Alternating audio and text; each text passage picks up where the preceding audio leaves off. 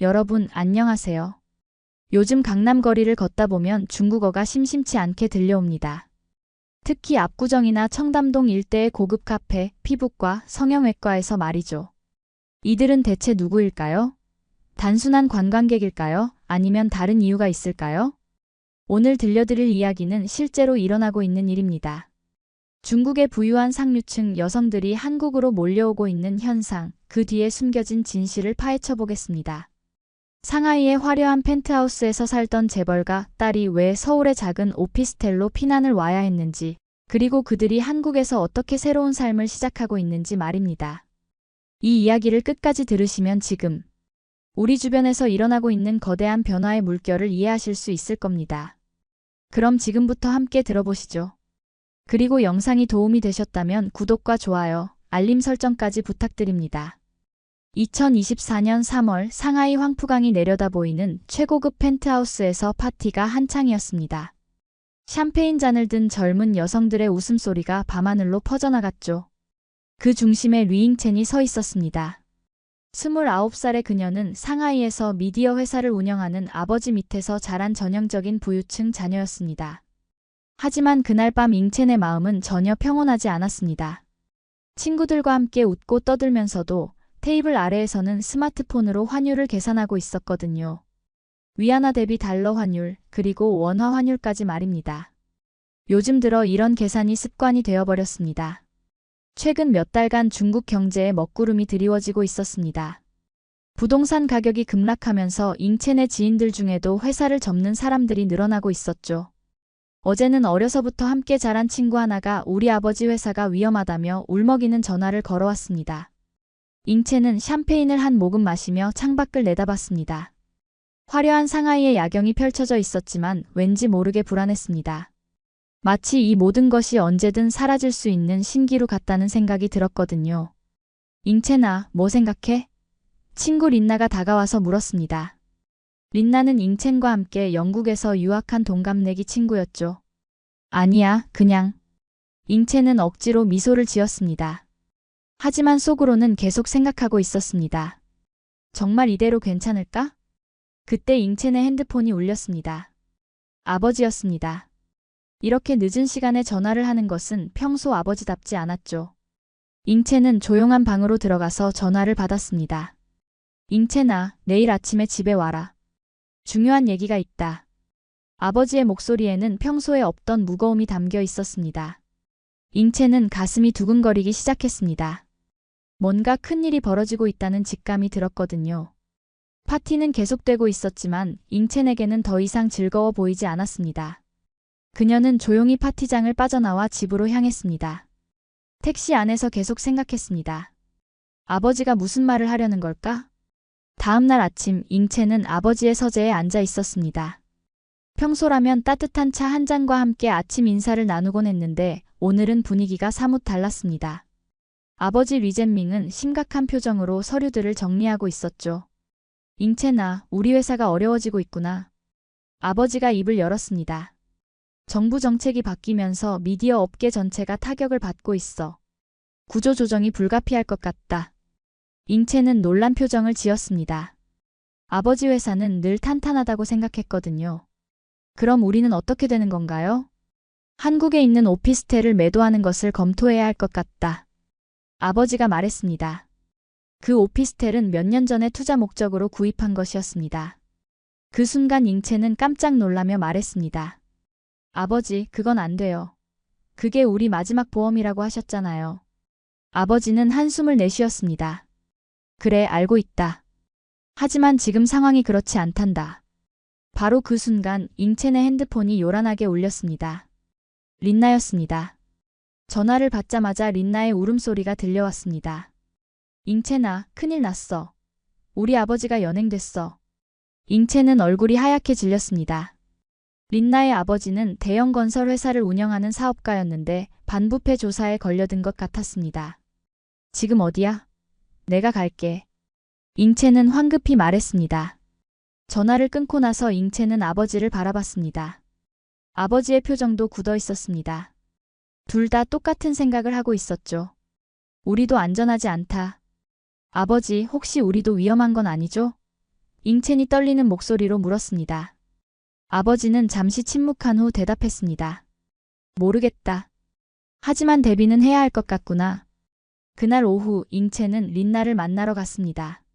린나는 완전히 패닉 상태였습니다. 잉첸아, 나 어떻게 해야 해? 우리 가족 계좌도 다 동결됐대. 두 친구는 카페에 앉아서 조용히 대화를 나눴습니다. 주변에 다른 사람들이 있어서 큰 소리로 말할 수는 없었지만 둘 다 똑같은 결론에 도달하고 있었습니다. 혹시 한국 가는 거 어떨까? 잉첸이 조심스럽게 말했습니다. 린나가 눈을 크게 뜨며 물었습니다. 정말로? 일단 비자부터 알아보자. 창업 비자나 투자 비자 같은 거 말이야. 잉첸의 목소리에는 확신이 담겨 있었습니다. 그 순간부터 두 사람의 새로운 여행이 시작됐습니다. 2024년 4월 중순 인천국제공항에 두 명의 중국 여성이 내렸습니다. 잉첸과 린나였죠. 서류상으로는 한국에서 의류 창업을 준비하는 사업가들이었습니다. 실제로는 중국의 불안한 정세를 피해온 피난민이나 다름없었지만요. 공항에서 나오면서 잉첸은 서울의 공기를 깊게 들이마셨습니다. 상하이와는 다른 느낌이었습니다. 더 자유로운 기분이 들었죠. 아무도 자신들을 감시하지 않는다는 안도감이 밀려왔습니다. 우리가 정말 해냈구나. 린나가 감격스러운 목소리로 말했습니다. 두 사람은 미리 준비해둔 압구정동의 오피스텔로 향했습니다. 잉첸의 아버지가 몇 년 전에 투자 목적으로 구입해둔 곳이었죠. 작지만 깔끔하고 현대적인 공간이었습니다. 오피스텔에 짐을 풀면서 잉첸은 새로운 삶에 대한 설렘을 느꼈습니다. 하지만 동시에 두려움도 컸습니다. 언어도 완전히 익숙하지 않고 문화도 달랐거든요. 언니, 우리 이제 뭐 하지? 린나가 물었습니다. 린나는 잉첸보다 몇 달 늦게 태어났지만 늘 잉첸을 언니라고 불렀습니다. 일단 한국 생활에 적응부터 해보자. 그리고 정말로 사업을 시작할 준비도 해야 하고. 잉첸이 대답했습니다. 며칠 후 두 사람은 근처 카페를 탐방하기 시작했습니다. 압구정동과 청담동 일대의 고급 카페들을 돌아다니면서 자연스럽게 중국어를 하는 사람들을 만나게 됐습니다. 놀랍게도 자신들과 비슷한 처지의 중국 여성들이 꽤 많았습니다. 어느 카페에서 만난 30대 중국 여성은 조용히 말했습니다. 요즘 정말 많이 오시더라고요. 다들 비슷한 이유로요. 잉첸은 고개를 끄덕였습니다. 자신들만의 문제가 아니었던 거죠. 중국의 상류층들이 한국으로 피난 오는 것이 하나의 트렌드가 되고 있었습니다. 여기서 어떻게 지내세요?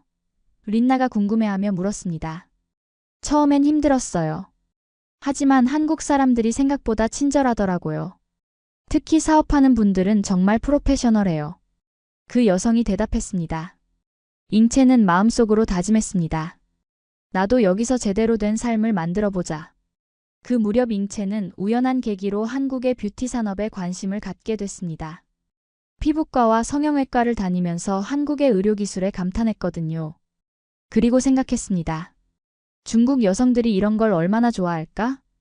5월의 어느 화창한 오후, 잉첸은 평소 자주 가던 청담동의 한 카페에서 책을 읽고 있었습니다. 한국어 공부용 책이었죠. 열심히 공부하던 중 실수로 명품 가방을 바닥에 떨어뜨렸습니다. 괜찮으세요? 누군가 중국어로 말을 걸었습니다. 잉첸이 고개를 들어보니 30대 초반으로 보이는 한국 남성이 가방을 주워주고 있었습니다. 감사합니다. 잉첸이 중국어로 대답했습니다. 한국어도 할 줄 아시죠? 그 남성이 한국어로 물었습니다. 네, 조금은 할 수 있어요. 잉첸이 어색한 한국어로 대답했습니다. 그렇게 두 사람의 대화가 시작됐습니다. 그 남성은 김현수라고 자기소개를 했습니다.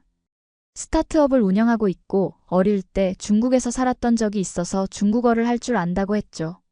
중국 어디서 오셨어요? 현수가 궁금해하며 물었습니다. 상하이요. 여기서 사업을 준비하고 있어요. 잉첸이 대답했습니다. 현수는 관심을 보였습니다. 어떤 사업이요? 잉첸은 잠시 망설이다가 솔직하게 말했습니다. 뷰티 관련 사업을 생각하고 있어요. 중국 여성들이 한국 뷰티를 경험할 수 있게 하는 플랫폼이요. 아, 정말 좋은 아이디어네요. 요즘 한국 뷰티가 중국에서 인기 많잖아요. 현수가 눈을 빛내며 말했습니다. 두 사람은 그 후로도 계속 대화를 나눴습니다. 현수는 스타트업을 운영하면서 겪는 어려움과 보람에 대해 이야기했고, 잉채는 중국에서의 생활과 한국에서의 새로운 시작에 대해 이야기했습니다. 사실 저희 중국 친구들이 요즘 한국에 많이 오고 있어요. 잉채니 말했습니다. 그래요? 관광 때문인가요? 현수가 물었습니다. 잉채는 잠시 침묵했다가 조심스럽게 대답했습니다. 꼭 그런 것만은 아니에요. 여러 가지 이유가 있죠. 현수는 더 자세히 묻지 않았습니다. 대신 이렇게 말했습니다.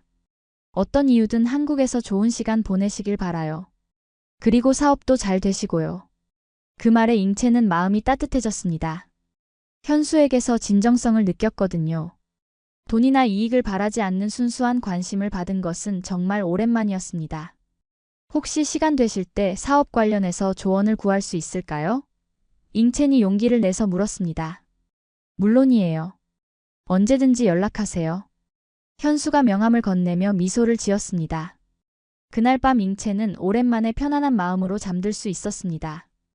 6월이 되면서 잉첸과 린나는 본격적으로 사업 준비에 들어갔습니다. 중국 여성들을 대상으로 한 한국 뷰티 투어 플랫폼을 만들기로 했거든요. 이름은 뷰티서울로 정했습니다. 현수는 약속대로 많은 도움을 줬습니다.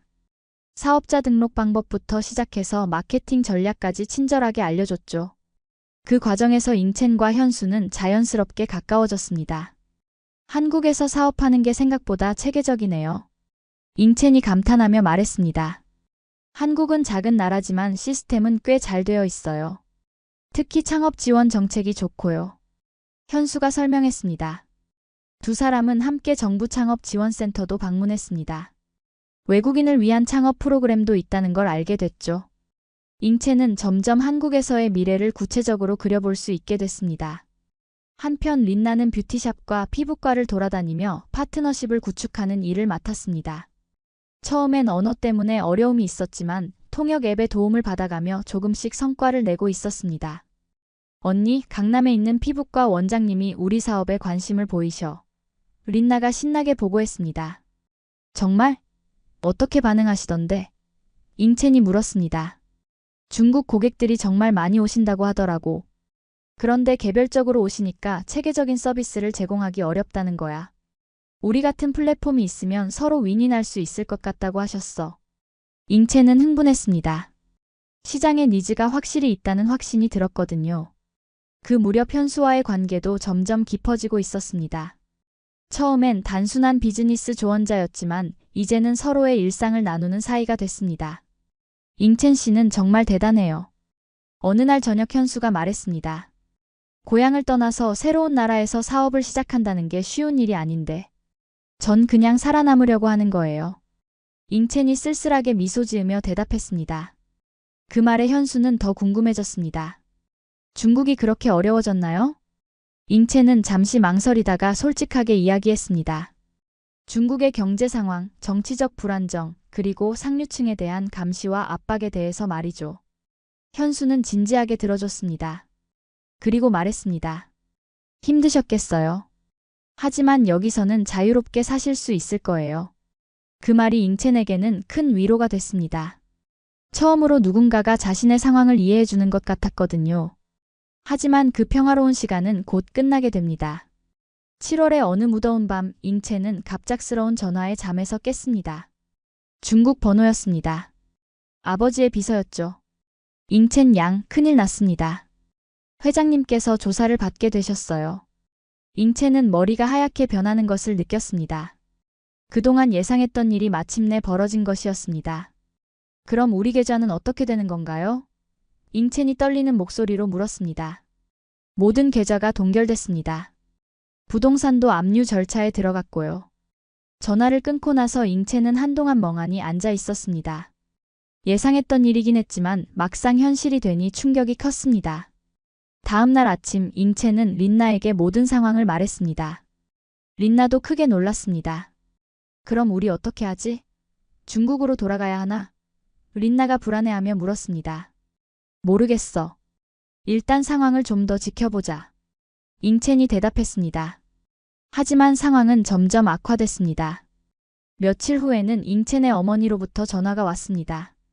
잉채나 집에 수색이 들어왔단다. 내 방도 뒤져봤어. 그 순간 잉채는 깨달았습니다. 이번 일이 단순히 아버지만의 문제가 아니라는 것을요. 현수에게도 상황을 이야기했습니다. 현수는 잉채네 손을 잡으며 말했습니다. 힘들겠지만 이겨낼 수 있을 거예요. 여기서 새로운 시작을 하면 되잖아요. 하지만 린나는 달랐습니다. 며칠 고민한 끝에 중국으로 돌아가기로 결심했습니다. 언니, 미안해. 나는 가족을 떠날 수가 없겠어. 린나가 눈물을 흘리며 말했습니다.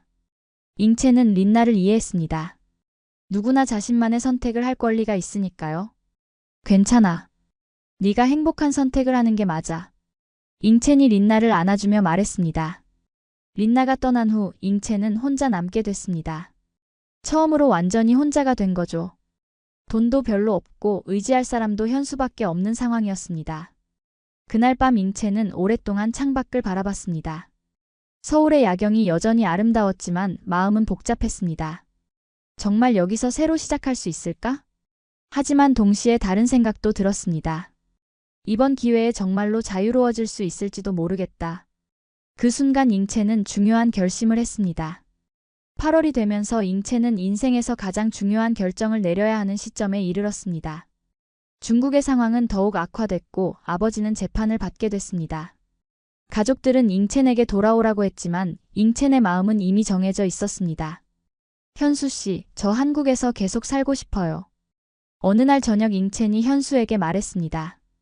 현수는 놀란 표정을 지었습니다. 정말요? 가족들은 뭐라고 하세요? 가족들은 반대해요. 하지만 저는 여기서 처음으로 진짜 제 자신으로 살아보고 있거든요. 잉채의 목소리에는 확신이 담겨 있었습니다. 중국에 있을 때는 항상 누군가의 딸이었어요. 부자의 딸, 성공한 사업가의 딸. 제가 누구인지 생각해 본 적이 없었거든요. 그런데 여기서는 달라요. 현수는 잉채의 진심을 느꼈습니다. 그럼 어떻게 할 계획이에요? 일단 한국어 능력 시험부터 준비할 거예요. 그리고 정식으로 사업도 시작하고 싶어요. 잉채는 결연한 표정으로 말했습니다. 현수는 잉채의 손을 잡았습니다. 제가 도와드릴게요. 당신은 여기서 살 자격이 충분해요. 그 말에 잉채는 눈물이 났습니다. 누군가 자신을 있는 그대로 받아들여준다는 것이 얼마나 큰 힘이 되는지 깨달았습니다. 다음 날부터 잉채의 새로운 도전이 시작됐습니다. 한국어 공부에 매진했고 창업 비자 연장 준비도 했습니다. 현수는 법무법인을 소개해줘서 비자 문제를 해결하는 데 도움을 줬습니다. 뷰티 서울 사업도 본격적으로 시작해보죠. 현수가 제안했습니다. 잉채는 고개를 끄덕였습니다. 네, 이제 정말로 제대로 해보고 싶어요. 두 사람은 함께 사업계획서를 작성했습니다. 중국 여성들을 위한 한국 뷰티 투어 플랫폼, 그리고 한국 뷰티 제품의 중국 진출을 돕는 사업이었습니다. 놀랍게도 시장 반응은 뜨거웠습니다.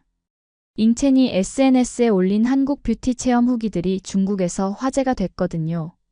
댓글들을 보니 정말 많은 중국 여성들이 관심을 보이고 있었습니다. 언니, 저도 한국에서 뷰티 시술 받고 싶어요. 어떻게 하면 되나요? 한국 화장품이 정말 좋다던데 직접 사볼 수 있을까요? 이런 문의들이 쏟아졌습니다. 잉채는 확신했습니다. 자신이 선택한 길이 옳다는 것을요. 9월에는 첫 번째 고객을 맞이했습니다. 베이징에서 온 30대 여성이었는데 잉채의 플랫폼을 통해 일주일간 서울에서 다양한 뷰티 시술을 받았습니다. 정말 만족스러워요. 서비스도 체계적이고 무엇보다 안전하다는 느낌이 들어요. 그 고객이 만족해하며 말했습니다. 잉채는 뿌듯했습니다.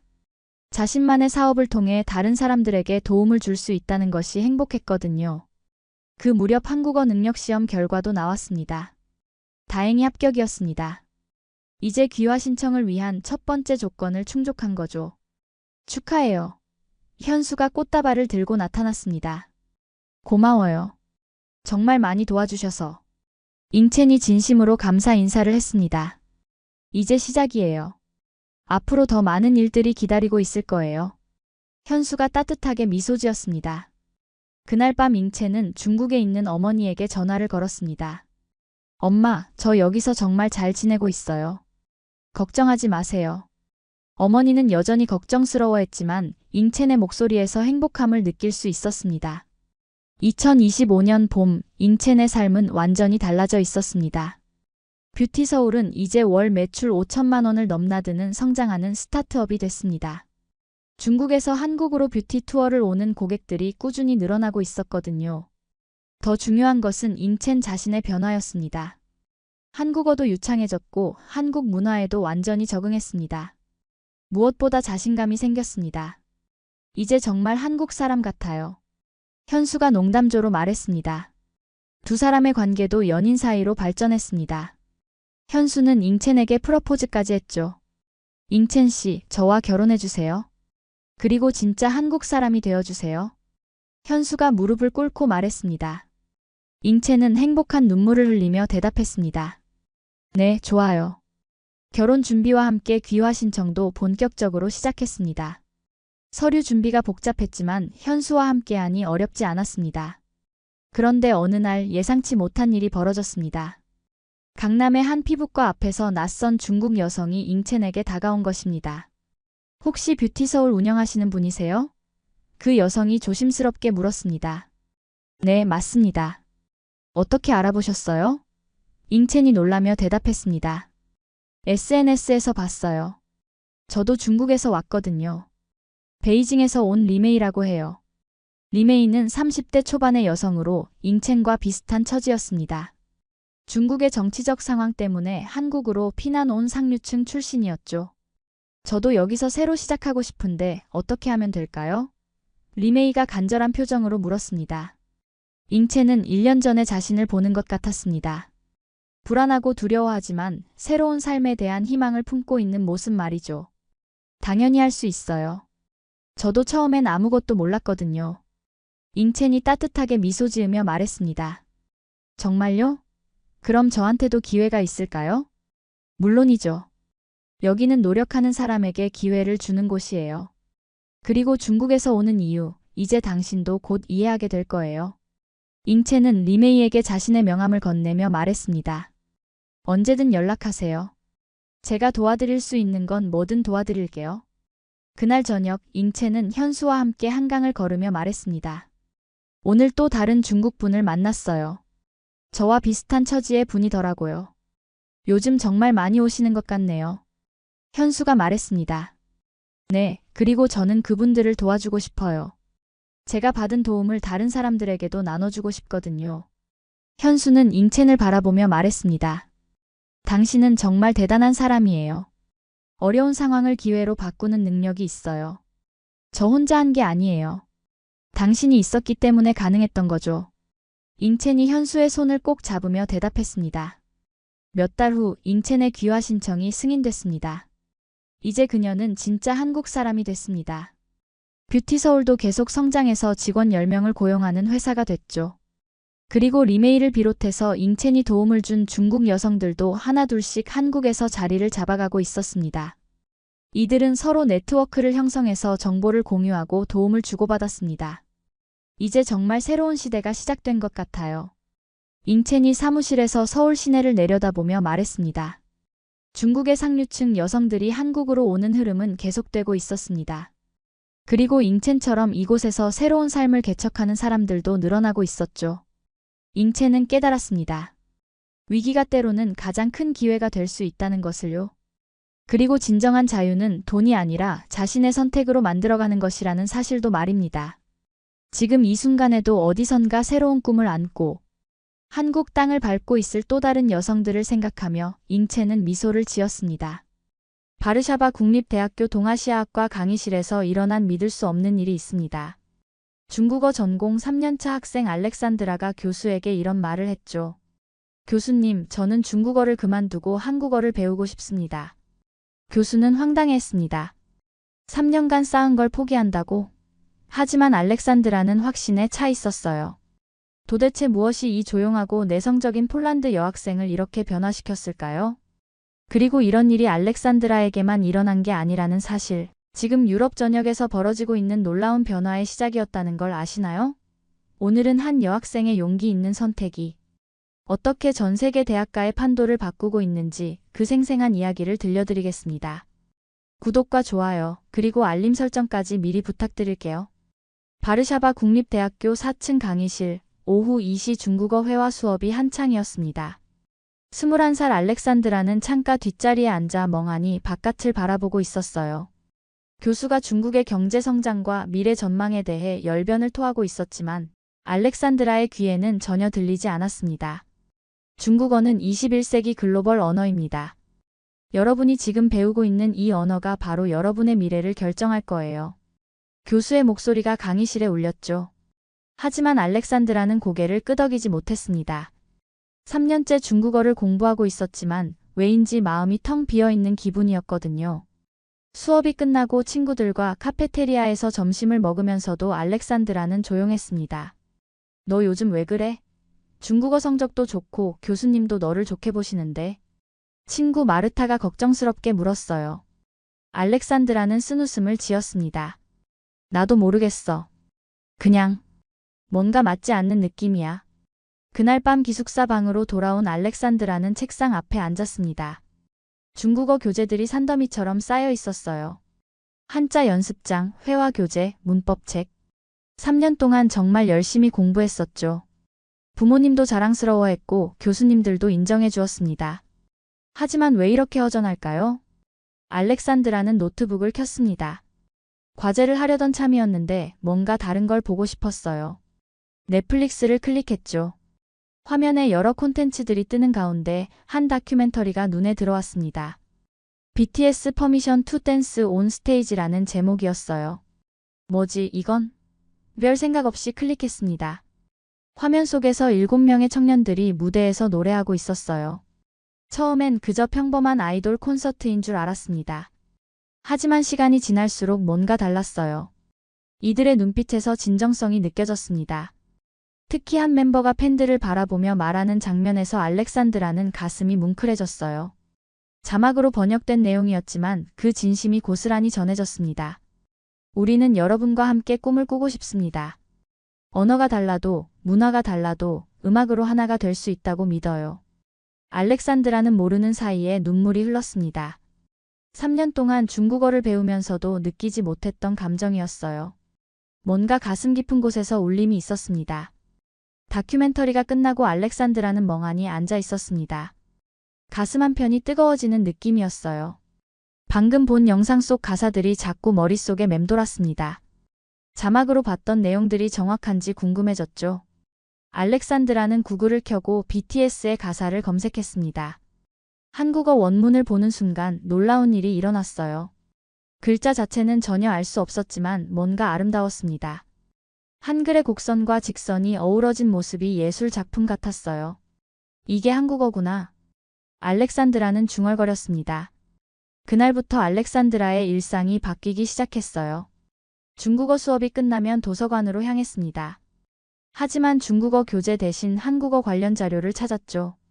처음엔 기초적인 한글 자모부터 시작했습니다. 기역, 니은, 디귿. 발음하며 따라 써보는 것만으로도 신기했어요. 유튜브에서 한국어 기초 강의를 찾아 들었습니다. 안녕하세요 라는 간단한 인사말을 배웠을 때의 기쁨이란 3년 동안 중국어를 배우면서도 느껴보지 못한 즐거움이었어요. 매일 밤 1시간씩 한국어 공부를 했습니다. 중국어 과제는 대충 끝내고 말이죠. 한 달이 지났을 때 변화가 눈에 띄기 시작했습니다. 중국어 수업 시간에 집중하지 못하는 알렉산드라의 모습을 교수가 눈치챈 거예요. 알렉산드라, 수업 후에 잠깐 보자. 수업이 끝나고 교수 연구실로 향하는 알렉산드라의 발걸음은 무거웠습니다.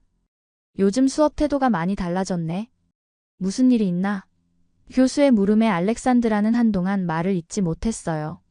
어떻게 설명해야 할지 몰랐습니다. 교수님, 저 한국어에 관심이 생겼어요. 조심스럽게 말을 꺼냈죠.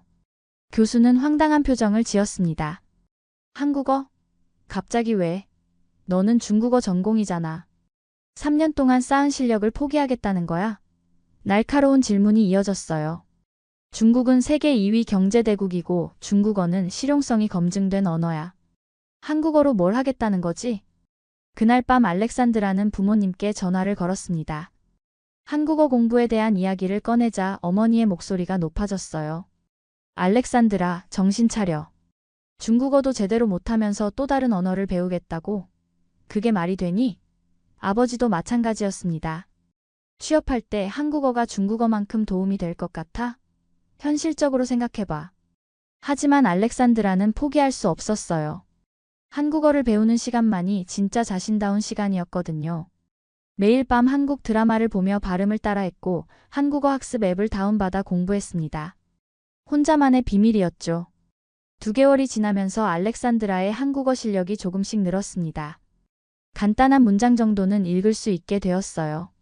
저는 알렉산드라입니다. 한국어를 배우고 싶어요. 같은 기초 문장들을 자연스럽게 말할 수 있었죠. 하지만 주변의 시선은 여전히 차가웠습니다. 어느 날 카페테리아에서 점심을 먹던 중 친구 마르타가 놀라운 말을 했어요. 알렉산드라, 나도 사실 BTS 좋아해. 알렉산드라는 스푼을 떨어뜨릴 뻔했습니다. 정말? 마르타는 고개를 끄덕였어요. 벌써 2년째야. 처음엔 그냥 노래가 좋아서 듣기 시작했는데 점점 빠져들었어.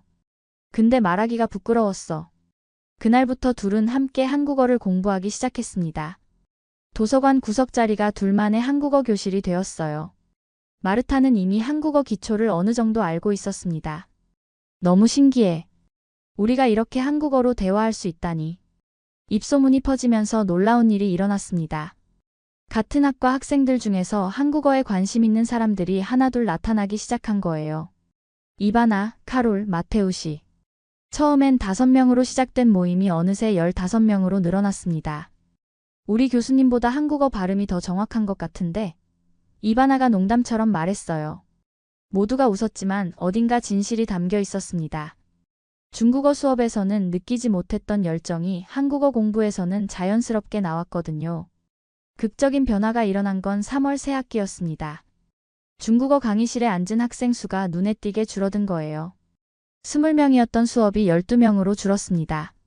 반면 새로 개설된 한국어 교양 강의는 수강 신청 첫날에 마감되었어요. 50명 정원이 순식간에 채워진 겁니다.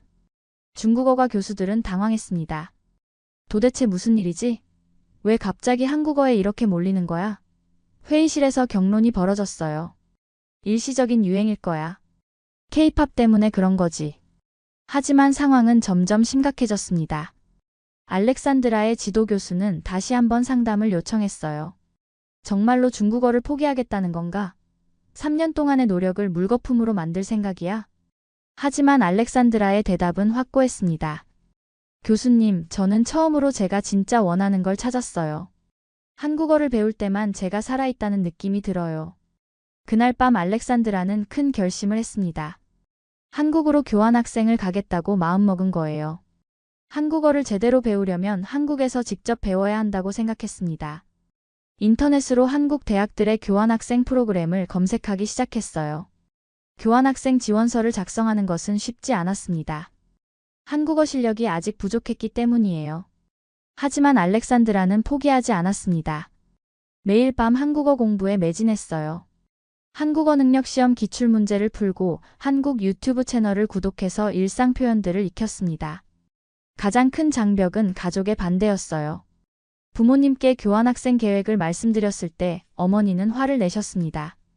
알렉산드라, 도대체 뭘 생각하는 거니? 중국어 전공인데? 한국에 가겠다고? 그게 말이 되니? 아버지도 마찬가지였어요. 한국어로 무슨 직업을 갖겠다는 거야? 현실을 보자. 하지만 알렉산드라는 설득을 포기하지 않았습니다. 엄마, 아빠, 저는 처음으로 제가 정말 좋아하는 걸 찾았어요. 중국어를 3년 동안 배웠지만 한 번도 이렇게 행복했던 적이 없었어요. 한국어를 배울 때만 제가 진짜 저답다는 느낌이 들어요. 긴 설득 끝에 부모님은 조건부로 허락해 주셨습니다. 6개월 만이야. 6개월 후에 돌아와서 중국어 공부를 계속하겠다고 약속해. 알렉산드라는 기쁨을 감추지 못했어요. 일단 한국에 가는 것이 중요했으니까요. 지도교수와의 마지막 상담에서도 비슷한 대화가 오갔습니다. 정말로 후회하지 않겠나? 한국에서 6개월 보내고 돌아와서 중국어 실력이 떨어져 있으면 어떻게 할 건가? 하지만 알렉산드라의 마음은 이미 결정되어 있었어요. 드디어 합격 통지서가 도착했습니다. 서울시립대학교 교환학생 프로그램에 선발된 거예요. 알렉산드라는 기쁨에 겨워 울었습니다. 2년 동안 꿈꿔왔던 일이 현실이 되는 순간이었어요. 한국어 스터디 모임 친구들도 축하해줬습니다. 너 정말 대단해. 우리는 여기서 책으로만 배우는데 넌 직접 한국에 가서 배우는구나. 마르타가 부러워하며 말했어요. 나도 다음에 꼭 도전할 거야. 출발 전날 밤 알렉산드라는 짐을 정리하며 지난 2년을 돌아봤습니다. 그 다큐멘터리를 본 날부터 오늘까지 정말 많은 일이 있었어요. 가족의 반대, 교수의 만류, 친구들의 우려. 하지만 모든 걸 이겨낸 자신이 자랑스러웠습니다. 공항으로 향하는 차 안에서 어머니가 마지막으로 당부하셨어요. 알렉산드라, 정말 조심해. 그리고 6개월 후엔 꼭 돌아와. 알렉산드라는 고개를 끄덕였지만 마음속으로는 다른 생각을 하고 있었어요. 한국에서 정말 좋은 경험을 쌓는다면 아마 계획이 바뀔 수도 있을 거야. 인천공항에 발을 디딘 순간 알렉산드라는 꿈만 같았습니다. 2년 동안 한국어로 듣던 그 말들이 이제 현실에서 들렸어요. 안녕하세요. 감사합니다. 죄송합니다. 공항 직원들과 승객들의 대화가 모두 새로웠습니다. 입국 심사대에서 한국어로 인사했을 때 직원의 놀란 표정이 인상적이었어요. 어머, 한국어 잘하시네요. 비록 간단한 인사였지만 알렉산드라에게는 큰 격려가 되었습니다. 2년 동안의 혼자 공부가 헛되지 않았다는 증거였으니까요. 서울시립대학교 기숙사에 도착했을 때는 이미 저녁 시간이었습니다. 같은 층에 사는 룸메이트는 독일에서 온 안나였어요. 놀랍게도 안나도 한국어를 배우러 온 교환학생이었습니다. 정말 신기해. 유럽에서 온 학생들이 이렇게 많이 한국어를 배우러 오는구나. 첫 며칠은 적응하기 바빴습니다. 한국의 편의점, 지하철, 식당. 모든 게 신기했어요. 특히 편의점 직원이 건네는 안녕하세요, 어서 오세요 라는 인사말에 마음이 따뜻해졌습니다. 책에서만 보던 표현들이 일상에서 자연스럽게 들리니까요. 한국어 수업이 시작되었을 때 알렉산드라는 또 한 번 놀랐습니다. 같은 반 학생들이 정말 다양했어요. 미국, 독일, 프랑스, 태국, 베트남. 전 세계에서 한국어를 배우러 온 학생들이었습니다. 이런 게 진짜 글로벌이구나. 선생님이 자기소개를 시킬 때 알렉산드라는 떨리는 마음으로 일어났습니다. 안녕하세요. 저는 폴란드에서 온 알렉산드라입니다. 한국어를 배우고 싶어서 왔어요. 발음이 완벽하지는 않았지만 선생님이 환한 미소를 지어주셨어요. 와, 정말 잘하네요. 수업 후에 같은 반 친구들과 커피를 마시며 이야기를 나눴습니다. 모두가 비슷한 이유로 한국어를 배우게 되었다는 걸 알았어요. K-팝, 한국 드라마, 한국 영화. 한류 콘텐츠가 전 세계 젊은이들을 한국어로 이끌고 있었습니다. 내 나라에서도 한국어 학원이 문을 닫을 정도로 인기가 많아. 독일에서 온 마르쿠스가 말했어요. 중국어나 일본어 학원은 학생이 줄어드는데 한국어만 계속 늘어나고 있어. 저녁에 기숙사로 돌아와서 부모님께 안부 전화를 드렸습니다. 어떠니? 한국 생활이? 어머니의 목소리에서 걱정이 느껴졌어요. 정말 좋아요, 엄마. 여기서 만난 친구들도 다 좋고 무엇보다 한국어를 실제로 쓸 수 있어서 너무 기뻐요. 그날 밤 일기를 쓰며 알렉산드라는 생각했습니다.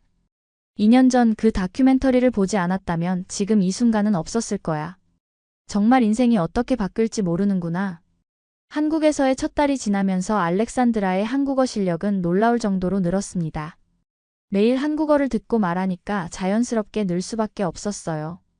특히 한국 학생들과의 대화에서 많은 걸 배웠습니다. 어느 날 한국사 수업에서 조별 발표를 하게 되었어요. 주제는 현대 한국의 문화적 영향력이었습니다. 알렉산드라는 자신의 경험을 바탕으로 발표 준비를 했어요. 폴란드에서 온 교환학생이 바라본 한류의 힘이라는 제목으로 말이죠. 발표 당일 알렉산드라는 떨렸습니다. 한국어로 긴 발표를 하는 것은 처음이었거든요. 하지만 자신의 진심을 담아 이야기했어요. 저는 2년 전까지 한국에 대해 거의 몰랐습니다. 하지만 BTS의 음악을 통해 한국어의 아름다움을 알게 되었고 결국 여기까지 오게 되었어요. 청중들의 반응이 뜨거웠습니다.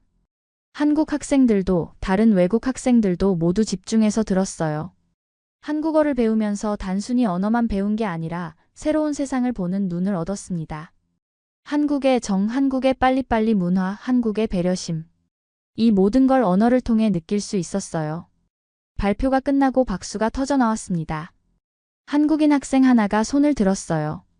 정말 감동적이었어요. 저희도 우리 문화를 이렇게 객관적으로 바라본 적이 없었는데 새로운 시각을 주셔서 감사해요. 담당 교수님도 놀라워하셨습니다. 알렉산드라 씨, 한국어를 배운 지 얼마나 되었다고 했죠? 2년 정도요. 정말 놀랍네요. 한국어뿐만 아니라 한국 문화에 대한 이해도가 매우 높아요. 그날 저녁 기숙사에서 안나와 이야기를 나눴습니다. 너 정말 대단해. 나는 아직도 한국어로 발표하는 게 무서운데 넌 어떻게 그렇게 자신 있게 할 수 있어? 알렉산드라는 웃으며 답했어요. 진심을 담아서 말하면 전달되는 것 같아. 한국어 실력이 부족해도 마음은 통하더라고. 그런데 놀라운 일이 있었습니다. 발표 영상이 학교 SNS에 올라간 거예요. 댓글들을 보니 반응이 폭발적이었습니다. 폴란드에서 온 학생이 이렇게 한국어를 잘해? 정말 감동적이다. 우리보다 한국 문화를 더 잘 이해하는 것 같은데. 더 놀라운 건 폴란드에서도 반응이 있었다는 거예요. 한국어 스터디 모임 친구들이 연락을 보냈습니다. 너 영상 봤어. 정말 자랑스러워. 우리도 더 열심히 공부해야겠어. 마르타는 너 덕분에 한국어 공부하는 학생들이 더 늘어났어 라고 전해줬어요. 부모님께도 영상을 보여드렸습니다. 처음엔 걱정스러워 하셨던 어머니가 정말 대견하다. 네가 이렇게 자신감 있게 발표하는 모습을 보니 엄마도 뿌듯해라고 말씀하셨어요. 아버지도 한국어 공부가 헛되지 않았구나라며 인정해 주셨습니다. 한국 생활 3개월째 알렉산드라에게 특별한 기회가 생겼습니다. 한국어 교육과 교수님이 제안해 주신 거였어요.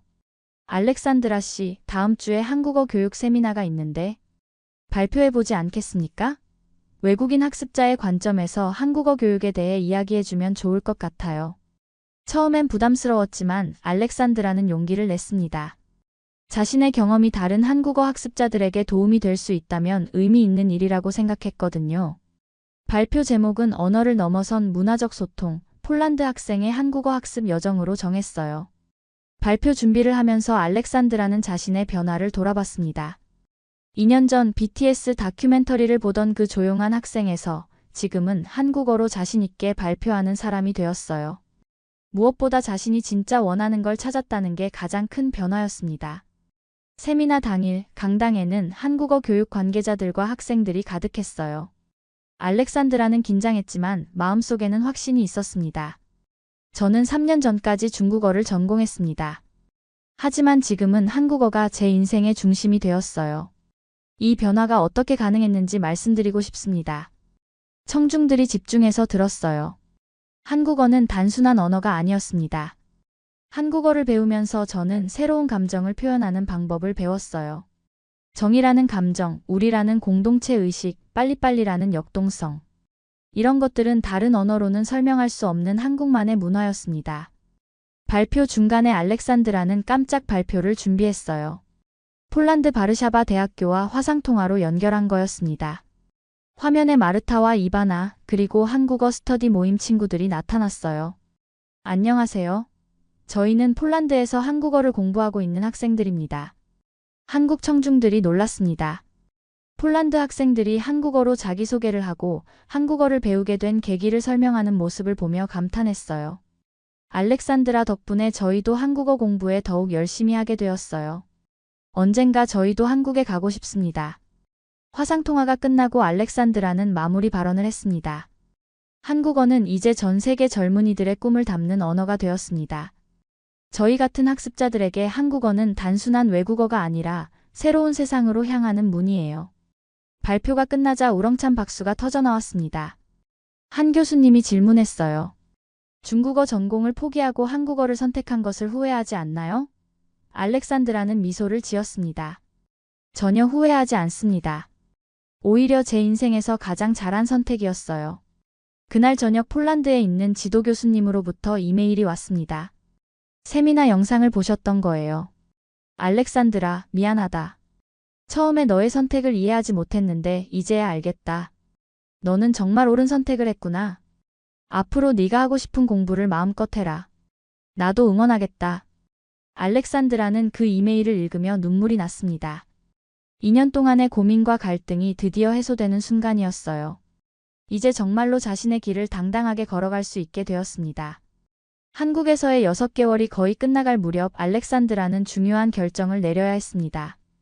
부모님과의 약속대로 폴란드로 돌아가서 중국어 공부를 계속할 것인지 아니면 한국에서 한국어 공부를 이어갈 것인지 말이에요.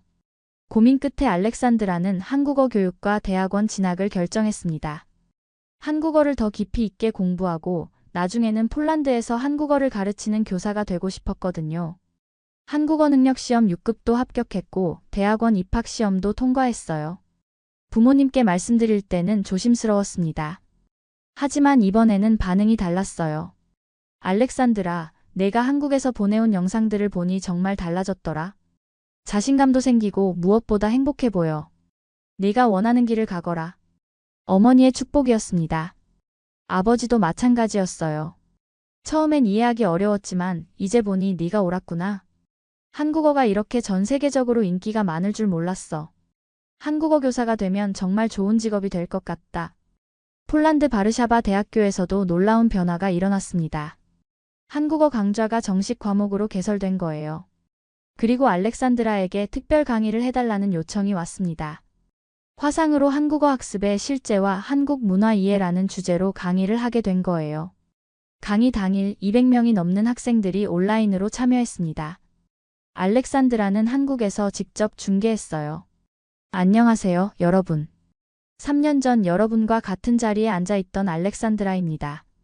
학생들의 채팅창이 뜨겁게 달아올랐어요. 저는 중국어 전공이었지만 지금은 한국어 교육과 대학원생입니다. 불가능해 보였던 일이 현실이 되었어요. 여러분도 충분히 할 수 있습니다. 실시간으로 올라오는 질문들에 하나하나 답변했습니다. 한국어가 어렵지 않나요? 부모님은 뭐라고 하셨어요? 한국 생활은 어떤가요? 강의가 끝나고 마르타가 개인 메시지를 보냈어요. 너 정말 대단해. 나도 다음 학기에 한국어 수업 들을 거야. 그리고 내년에는 꼭 한국에 갈 거야. 이바나도 한국어 스터디 모임이 이제 50명이 넘었어. 다 너 덕분이야 라고 전해줬어요. 현재 알렉산드라는 한국어 교육과 대학원에서 외국인을 위한 한국어 교육 방법론을 연구하고 있습니다. 특히 유럽 학습자들의 특성을 고려한 한국어 교육 과정을 개발하는 것이 목표예요. 졸업 후에는 폴란드로 돌아가서 한국어 교육 프로그램을 확대할 계획입니다. 3년 전 그 다큐멘터리를 보지 않았다면 지금의 제가 있을 수 있었을까요? 알렉산드라는 종종 그 순간을 떠올립니다.